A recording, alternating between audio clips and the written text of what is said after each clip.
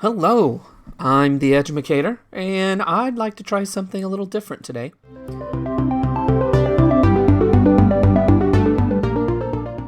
was reading an article, which I do from time to time, on education, and sometimes they rub me the wrong way. Sometimes they make me think. Sometimes I have questions of my own. Sometimes I think that they're just sort of off the mark. I am a teacher. I'm a fifth grade teacher. I have taught. This is now my 24th year. Do educators actually believe schools are essential? I find that to be a ridiculous question, but let's dive in and see what happens. Americans believe that schools are essential institutions. I think that's pretty broad. I don't know if everyone does, but let's just say in general, right? We spend $14,000 per year on average. Okay? The question is, at least the one that he's posed, is do American educators truly think their work is essential? That's so dumb. Anyway, so what the point he's made is so far, of course, since schools closed because of the pandemic, now only about a third of students are attending each day. And the results have been less than desirable. Right? So students are increasingly susceptible to anxiety. You can see that's from time.com. Depression, americaspromise.org. I don't know anything about that site. And the mental health emergencies, which is from the cdc.gov. So, yeah, I think there's probably some evidence of some sort, whether it's definitely a cause of some of these things. I don't know. I'm no scientist. I imagine that it has definitely been a factor for sure, right? When you're not able to get away from whatever situation you have at home, to be away from it, to be with your teachers, your friends, I could see where that would definitely be an issue, right? But what can be said is that children are losing substantial learning. And at least from my own anecdotal evidence, I believe that to be true. I know it to be true. I think when you consider the kids, on general, the kids who are at school right now versus the kids who are at home, even though school is definitely looks a lot different than what it normally does during a normal school year, the fact is they're there. Right? And we sort of have them locked down, and there's nowhere for them to run.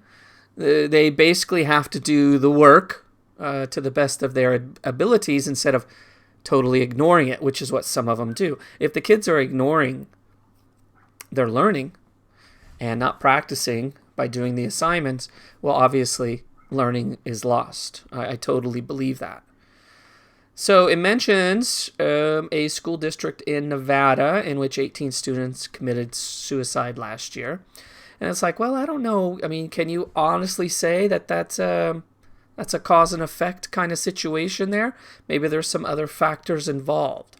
But the district's alert system, which monitors student writing on district-issued iPads, flagged more than 3,000 additional potential suicide risks. So basically from the language that they were using, some alerts went up. And I could see it. I could see where kids, it's tough on them, and they want to be back with their friends and be back in school. Maybe not to learn, but certainly to socialize and just to have those outlets, be able to express yourself and relate to one another, that sort of thing. Okay? Now, he goes on to say that the scientific evidence is pretty clear that studies out of Tulane, Michigan State, and even the CDC has affirmed that masked, socially distanced, and responsible reopening is generally safe, even without vaccination. Speaking, of course, we'll focus on schools, right? Now, I would say that if more and more kids go back to school, it's not possible to be socially distant. The 6-foot rule Now, my guess is once they send all the kids back, then strangely that rule would change. They'd be like, well, 6 feet was on the safe side. What we meant to say is about 11 inches. I was like, oh, okay. Okay, that makes more sense because kids' desks tend to be pretty close. I mean, you simply can't separate, say, 20, 22, 24 kids 6 feet apart in a traditional classroom. It's just not going to happen, right? So, staying masked, having some rules. My district has been really good in terms of the rules that they set up in the school. At least locally, my administration and the support staff have done a very good job. They did a fantastic job even before school started about how things were going to run and how we were going to walk down the hallway and how we were going to, eat lunch, that sort of thing. So, you can have those rules in place. And we have always stayed masked. The only time is when they're eating. But socially distanced, more and more kids, that's just not going to be possible at all. All right, so again, from the Journal of the American Medical Association, there has been little evidence that schools have contributed meaningfully to increased community transmission. Okay, I get that. I understand the things that have been said, the research that has come out. I know that we have vaccination now. In fact, I got my first shot just a couple of days ago. I get it. I think the issue is not that it can be safe. The issue is that it's possible. Schools have contributed, there's little evidence that schools have contributed meaningfully to increased community transmission. Yeah, but we've had people that have had to quarantine because they've come in contact. In fact, 2 weeks ago, we had 19 teachers out, 19 of our faculty. That's significant. Quite a few kids. Last week, the entire 6th grade team and the students were quarantined at home. That's quite a few people. Now, I'm not saying it automatically means everyone that's come in contact with those folks have gotten sick, right? It's a safety precaution. I get it. But we have some people, we have some teachers. They're worried.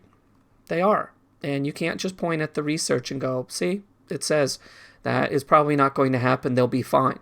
Because they're worried. They're worried about themselves because of any, existing the preconditions that they might have, and even family. I'm the type, I'll, send me in, coach. I'll do it, right? I didn't have a choice. In my district, teachers had to report back, all of us.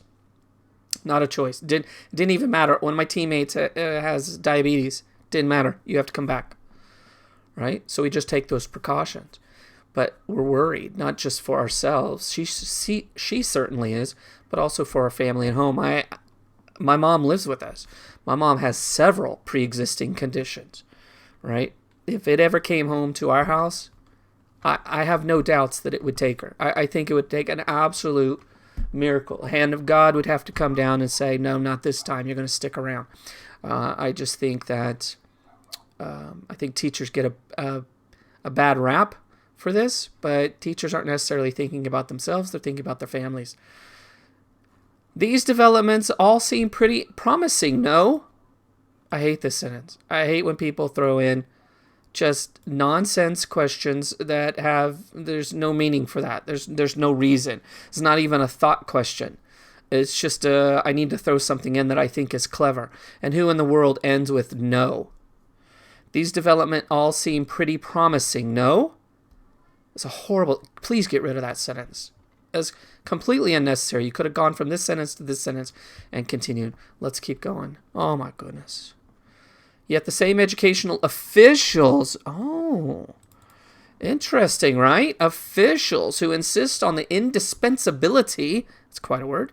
...of schools as they demand additional aid seems intent on moving the goalpost when it comes to reopening. The officials... Right? So going back up to the top, do educators. there's a difference between officials and educators. There's a difference, trust me on this, between administration and educators or teachers specifically, right? So, as the New York Times reported, some district officials have begun to say loud what was previously unthinkable, that schools may not be operating normally for the next school year. I've not heard anything about that in my particular district. So in New York, sure, right? They have a lot more people than we do around here. So that could be definitely something that they're considering and working on. My guess is our district is going to push as much as they can to open up school next year, as it should be. And most teachers would say, let's go for it. As long as we're all healthy and we take care of ourselves, we're all for it. Okay? And plus with the vaccination, I think many of us are starting to feel like things are a little calmer. Okay? All right. Publicly opposed to 5-day school week, blah, blah, blah. Who cares? Okay. Said teachers, not a guarantee, right? So it's things like teachers union. By the way, in Texas, we can't have unions. We do have professional organizations that will, provide services and whatnot for us, and even provide, if you're a member of their union, I say union, it's not really union, it's association, that will provide an attorney in certain situations. And we don't, in Texas, it's against the law for us to belong to a union. So anytime people start bad-mouthing unions, it's like, they serve a purpose. They definitely serve a purpose in places where you feel like you're going to get the shaft. So maybe unfairly, frankly, or in just to save a buck in some cases. So I'm not against unions. It just depends on how they're run. But we don't have one in Texas. Okay, I don't have one. Sorry. Full fall reopening is too ambitious. Again, I think that goes back to the particular district. I think some are probably planning for it, and some are maybe assuming the worst or just want to be extra careful. I'm not really sure. Blah, blah, blah. I don't want to read that paragraph again. Let's see. Education Next reported earlier this month that parents say that their kids aren't learning much but still give their schools high marks. Well, yeah, I think that's very reasonable. I think the traditional school, if you would walk in to see what teachers are doing in their schools right now, most of them are busting their butts. I will speak, again, anecdotally about myself and my team and even some of the other teachers that I've talked to on campus, that we feel like we've worked harder this year than we ever have. And that's because it is near impossible to motivate kids when you have no contact with them except their little face on your screen. Right? We have kids who in the middle of a lesson will just check out. And I teach 5th grade, guys. I mean, right? The gumption to just check out. It's some of them just aren't engaged, and unless there's someone there that's going to force them to do it, they're not going to do it. But we keep going, and we keep communicating with parents, and we keep giving chances, and it's an absolute mess right now. But we're doing the best that we can, and we're trying to keep kids involved and keep them educated, and we'll see. And just weeks after schools received $54 billion in federal aid, President Biden is encouraging or urging Congress to spend some more. I don't know if money is the answer. I've never really thought that money was the answer in terms of education. I think there's other issues. We could talk about that another time. So which is it? Are schools essential or not? I'm not really sure how we got to that. I'm not really sure. I guess his point is that we feel like we're important, and parents still say the schools get high marks, but our unions and our officials are a little worried about opening up. I was like, I mean, when you say educators, maybe we need to be a little more specific, because the educators I know, we want the doors to open. We want all of our kids back, because trust me, it's a lot easier. It's a lot easier. Okay? Are educators like ambulance drivers? No. I'm not saving lives. Sanitation workers, can you imagine if the trash started building up, what that would look like around here? Can you imagine? Firefighters? No, I'm not putting out fires. At no point have I ever said that I'm ambulance driver, sanitation worker, a firefighter, a police officer, a doctor, a nurse. At no time, right? Most of us don't feel like that. Are we essential in other ways? Maybe, right? Maybe, especially if you consider what we learned up here in terms of the anxiety, the depression, the mental health emergencies that are going on, the suicides. That's significant. And if it means keeping our public schools open so kids can come, and by the way, we are speaking about public schools. If we want to have a conversation about some other things like charter schools and private schools and all that crap, then we can have that conversation another time. But right now is not that time.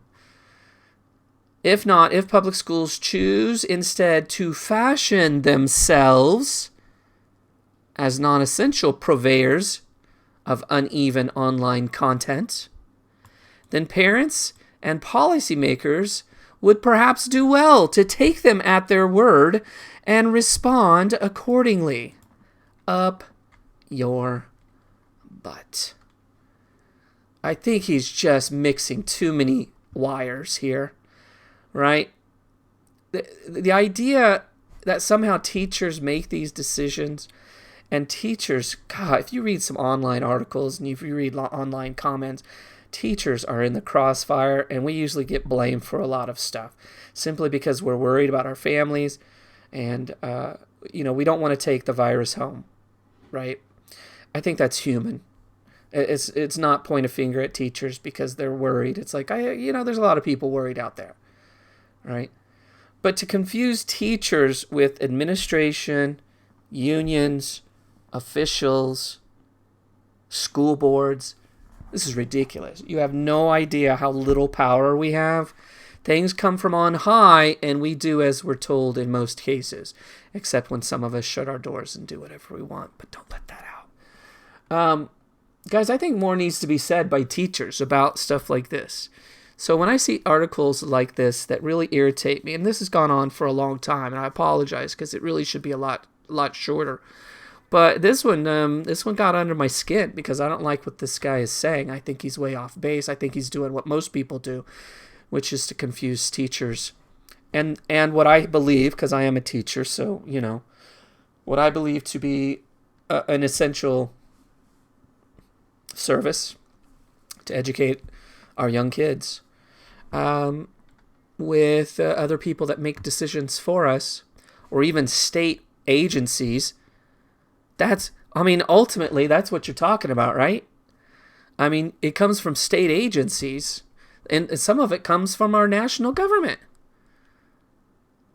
So, yes, what is this crackhead's name? Hess. Mr. Hess. Our school's essential. Yes, public schools are essential because that's how a majority of our students are going to get an education. Right? There's plenty of research to show how essential their education is and how essential it is to get their high school diploma, to get their college diploma, etc. And we do fashion ourselves as essential, not non-essentials, so up your butt. And if you want to have this conversation with the policymakers and the state agencies, knock yourself out. But as for teachers, we are absolutely doing the best we can. Trust me on that. Trust me on that. Guys, thanks for watching, and if you have any comments, I'd love to hear them. I'd love to respond, get into perhaps a dialogue on this issue. Trust me, and if you know some teacher friends, my guess is they're split into two camps. Those are really worried, genuinely worried, perhaps for themselves and perhaps for loved ones. And those that, honestly, they want to go back. They do. I want to go back. I want to deal with the behavior issues. I want to deal with all the mess. Okay? I want the kids back because I can do a better job if they're with me. And I love hanging out with them. So I became a teacher. So, Guys, thanks for watching. I hope that you'll come on back.